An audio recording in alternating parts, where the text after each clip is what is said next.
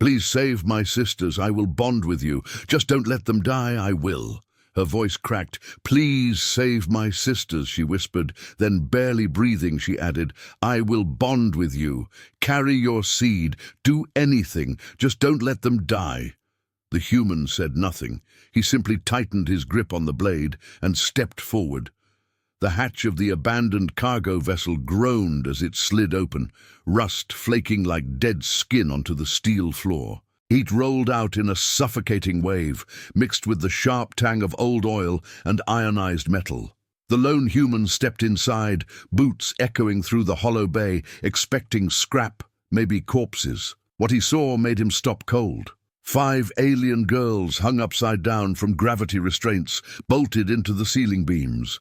Their ankles were bound in glowing field cuffs, pulsing weakly as if even the system itself was failing. Their long hair, each a different shade, each a different texture, dragged across the floor, tangled with dust and dried streaks of blood. Their skin bore the marks of prolonged inversion. Darkened veins, trembling limbs, shallow, uneven breaths. They were alive, barely. The smallest one twitched weakly, her fingers spasming as if she no longer remembered how to close them. Another let out a faint sound, something between a gasp and a sob, before her head lulled again, consciousness slipping away. The human's jaw tightened. Then the eldest moved.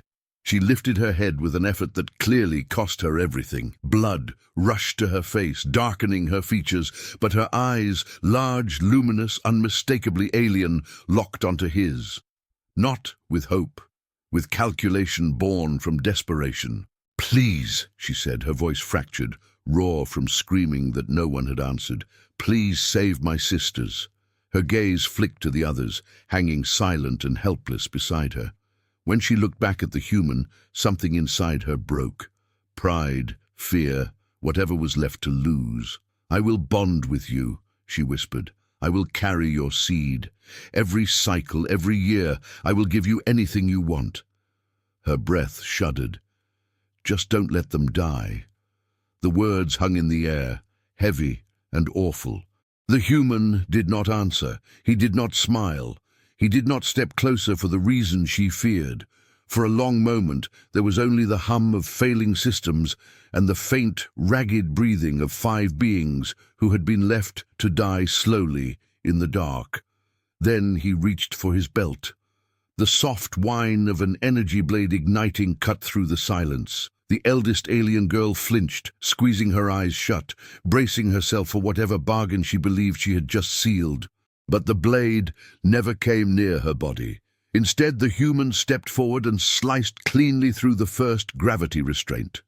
The field collapsed with a hiss, and the smallest sister dropped, only to be caught instantly as the human moved faster than her failing eyes could follow. He lowered her gently to the floor, laying her on her side to ease the blood rushing back into her brain. Then he was already moving again. One restraint, then another. The third sister cried out weakly as circulation returned to her limbs, pain and life flooding back together. The fourth barely made a sound at all. By the time the human reached the eldest, sweat ran down his spine, his suit warning softly of heat overload. He ignored it. He cut the final restraint and caught her as she fell, her body trembling violently as gravity reclaimed her. You're safe, he said, his voice low and steady. No one is dying here today. He laid her beside her sisters, positioning them carefully in the narrow strip of shade cast by the open hatch. Only then did he pause long enough to look at them, not as objects, not as property, but as living beings pulled back from the edge. The eldest struggled to speak again, shame burning hotter than the pain in her limbs. What I said, I meant it. I forget it, the human said immediately. She froze. You said what you had to say to save them, he continued. That doesn't bind you to anything. She stared at him, uncomprehending. No one here pays with their body to live, he said. Not with me. Silence fell over the cargo bay. 5 alien girls who had grown up believing survival always came with a price lay there, listening to a truth they had never been allowed to imagine. The human moved among them without hesitation, checking pulses, activating emergency water rations, shielding their faces from the worst of the heat. And not once did his eyes look at them like something he owned.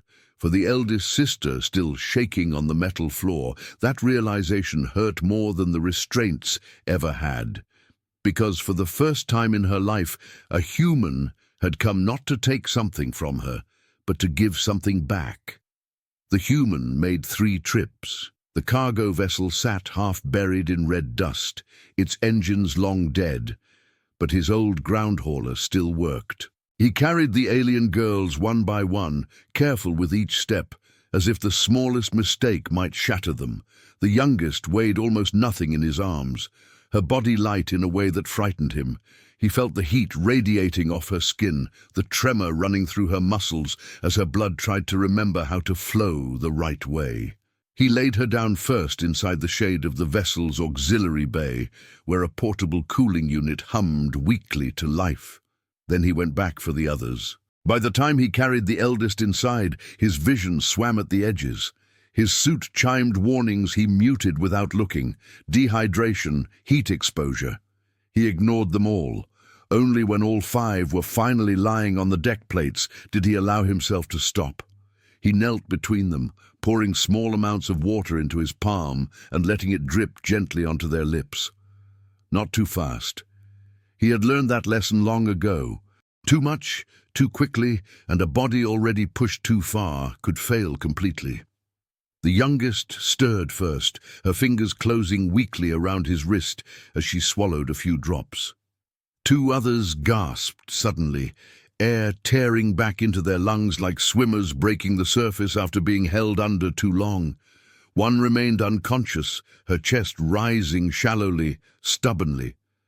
The eldest watched him through half-lidded eyes. Her name was a Sharon, though he did not know it yet.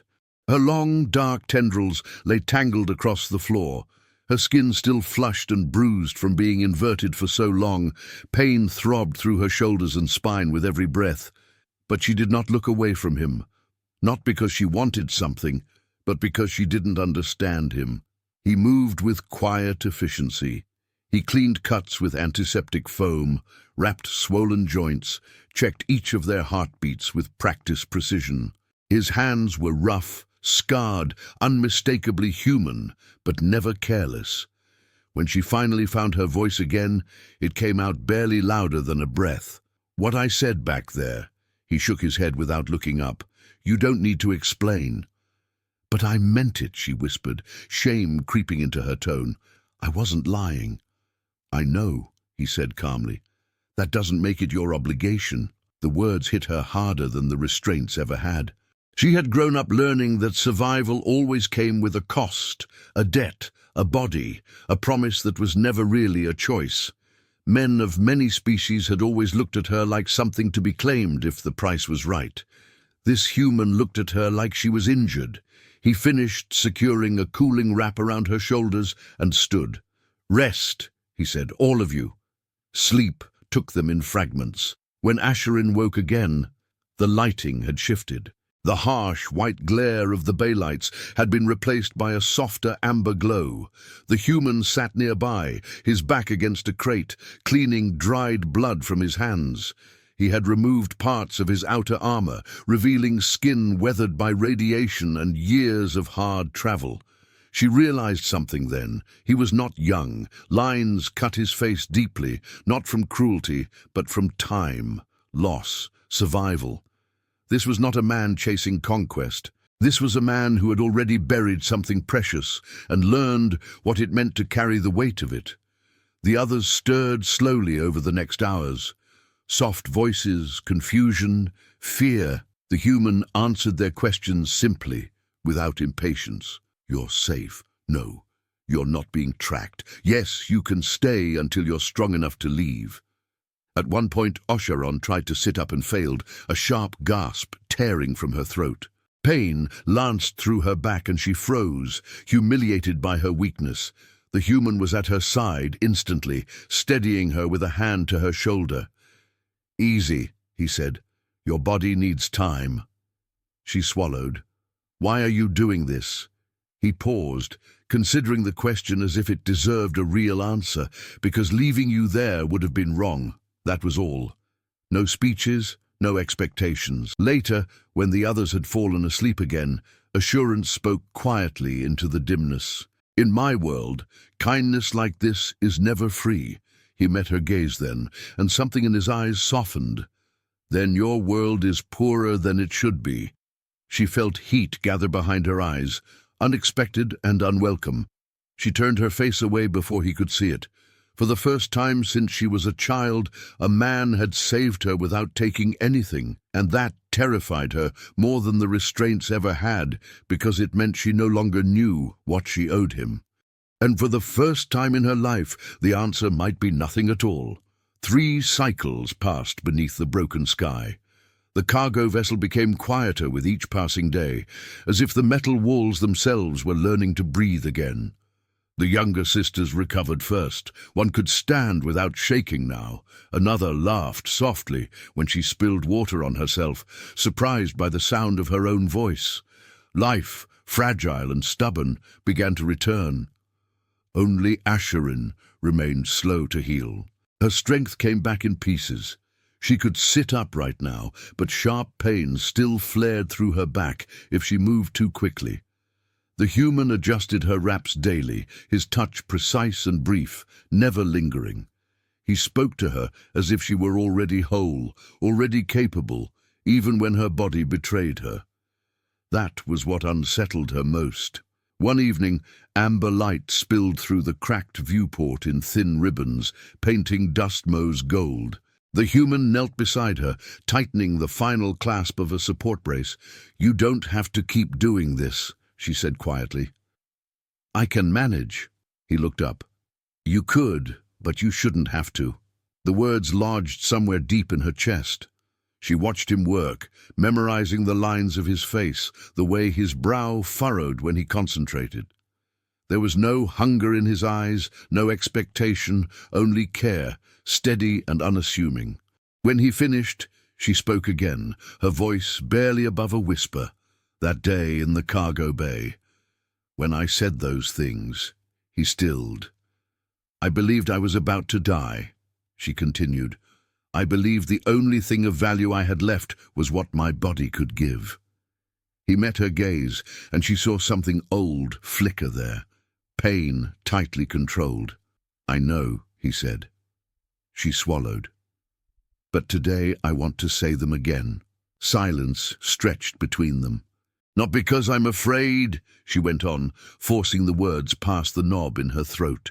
"Not because I think I owe you anything, but because I choose to." Her hands trembled as she reached for his, resting her fingers lightly against his scarred knuckles. The contact was simple, human, devastating.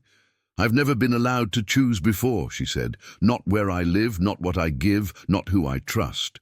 The human's breath left him slowly. "Sharon, you're still healing." "I am," she agreed. "And that's why this matters. I am speaking as myself, not as a bargain, not as a debt." He gently withdrew his hand, not rejecting her but steadying them both. He placed his palm over her shoulder, grounding. "Careful. I won't touch you while you're still weak," he said, "and I will never touch you because you think you owe me." Something in her expression shifted then. Relief, gratitude, and something stronger. "This is not a debt," she said softly. "This is a decision." The words hung between them, fragile and unbreakable. That night, sleep came slowly for Ashan. She lay awake listening to the hum of the cooling unit, replaying every moment, every word. She felt lighter, not because anything had happened, but because nothing had been taken from her. In the days that followed, the rhythm between them changed.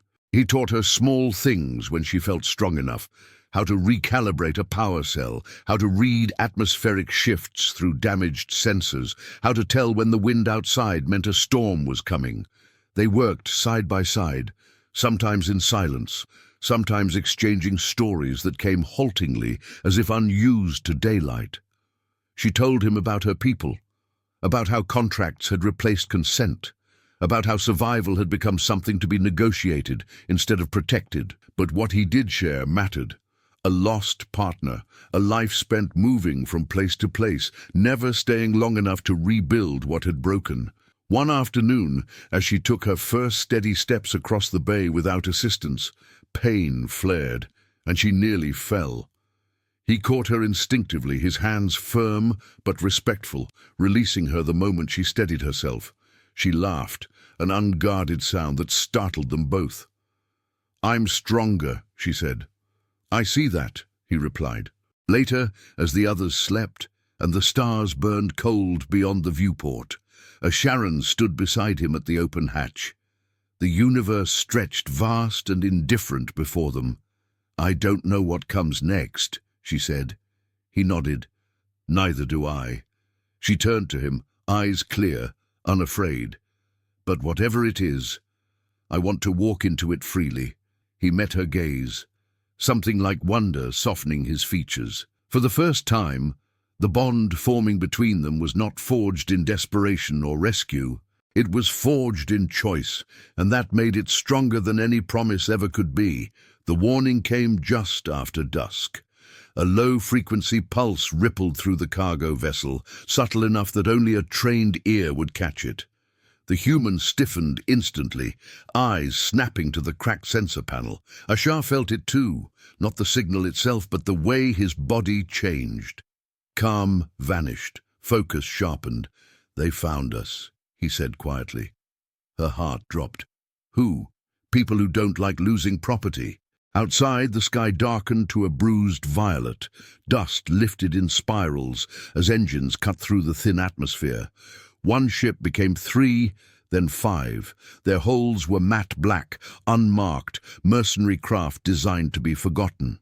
The younger sisters gathered behind a Sharon, fear flashing across their faces. Old memories rose fast and cruel. The human moved without panic. He locked the hatch, powered up the perimeter emitters, and reached for a long case weapon mounted near the wall.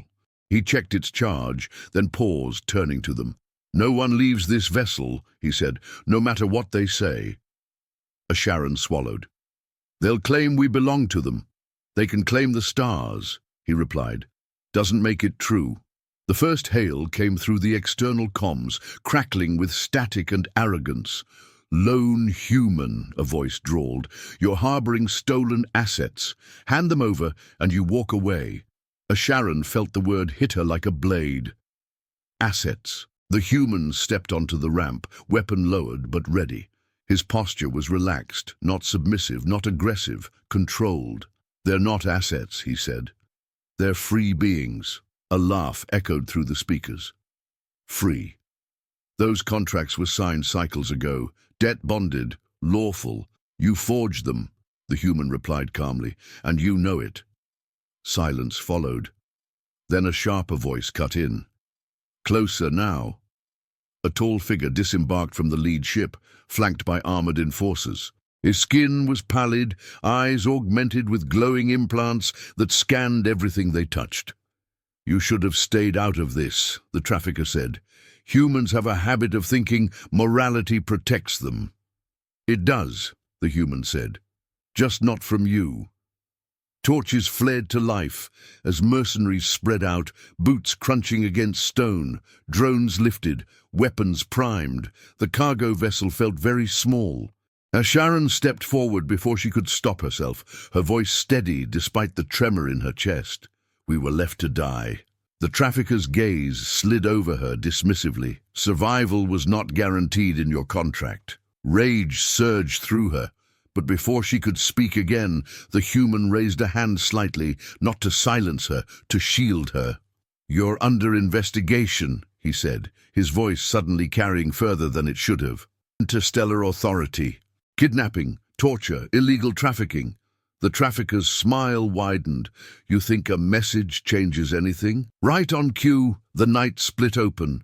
Blue-white lights burned across the horizon as authority cruisers dropped from fold space, engines screaming as they tore through atmosphere. Sirens cut through the dust-laden air, armed patrols fanned out with precision that left no room for doubt. The traffickers' enforcers faltered. Some lowered their weapons, others bolted. By order of the authority, a commanding voice boomed. "Stand down immediately." Chaos erupted. A warning shot scorched the ground inches from the trafficker's boots. He spun, fury contorting his features, then froze as restraints snapped shut around his wrists. Sharon watched from the hatch, her breath caught somewhere between fear and awe. The sisters clutched each other behind her, tears streaking their faces as the nightmare finally began to fracture. Officers moved fast. Data pads flashed. Holographic contracts appeared, then dissolved, flagged in red. "All documents falsified," one officer announced. "No legal ownership, no enforceable debt." The words echoed louder than the engines. The trafficker was forced to his knees in the dust, snarling as cuffs tightened. "This isn't over," he spat for you, the human said, stepping closer. "It is." When it was done, when the ships were secured and the mercenaries disarmed, the night felt impossibly quiet. Sharon realized her hands were shaking. She hadn't noticed until the human stood beside her again. "It's finished," he said softly. She looked up at him, eyes shining. "You knew they would come." "I prepared," he answered, "because doing the right thing shouldn't depend on luck." Behind them, the younger sisters cried openly now, not in terror, but in relief. Authority officers approached with gentle voices, offering blankets, medical scans, confirmation of status. "Free citizens," one said. "All of you." The words struck a Shah like sunlight breaking through storm clouds.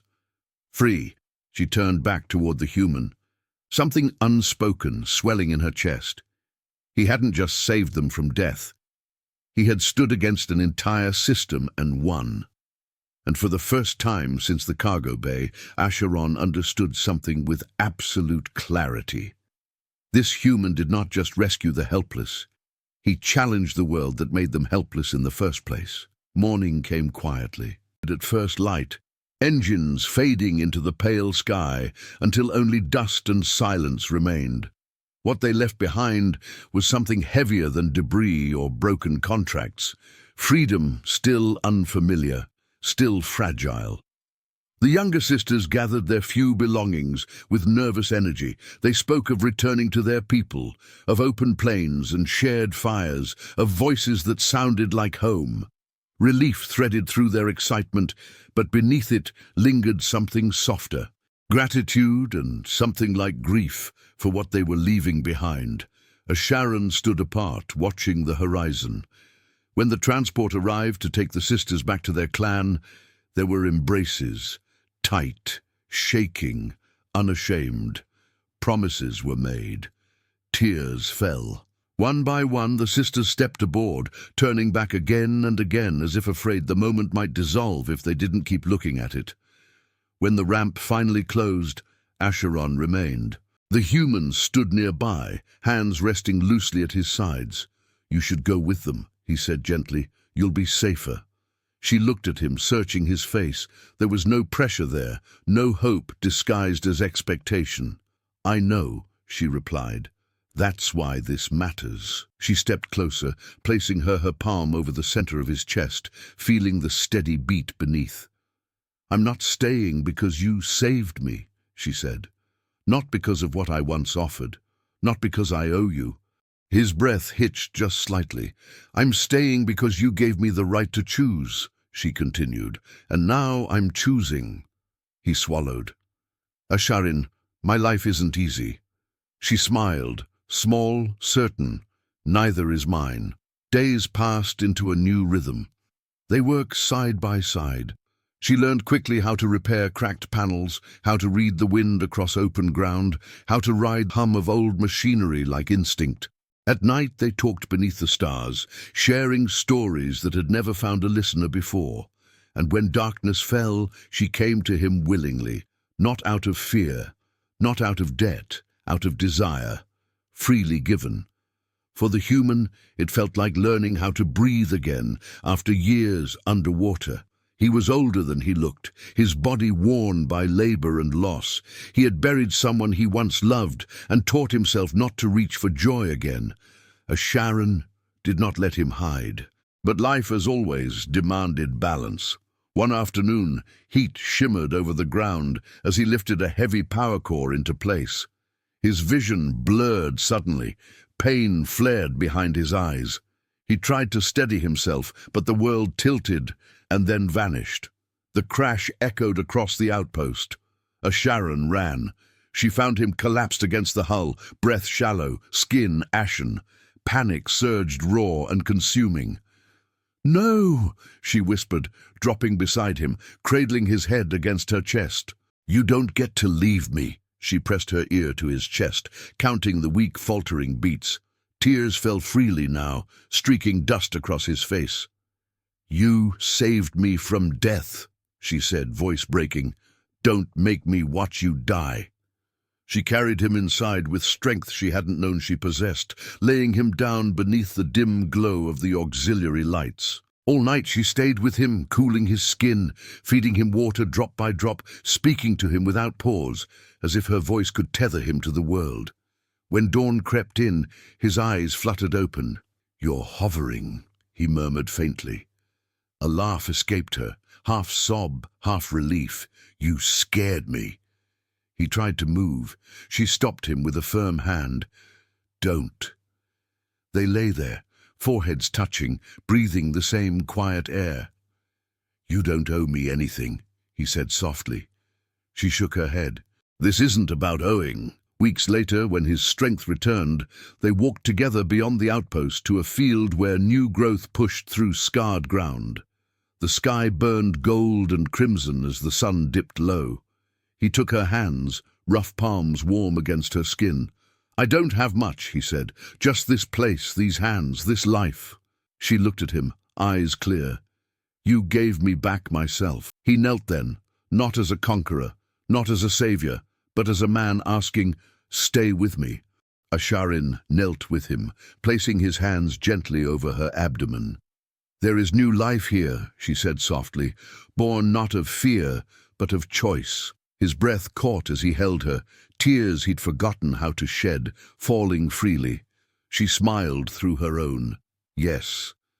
And as the stars emerged overhead, they stood together, not bound by chains, contracts, or desperation, but by something far rarer. Two beings choosing each other freely. If this story touched something inside you, if you felt the pain, the courage, and the power of choosing freely, then stay here with me. Subscribe so we can share more stories where strength is not taken but given, and love is born not from fear, but from choice. Leave a comment below and tell me what moment stayed with you the longest. Your voice matters here. Thank you for listening.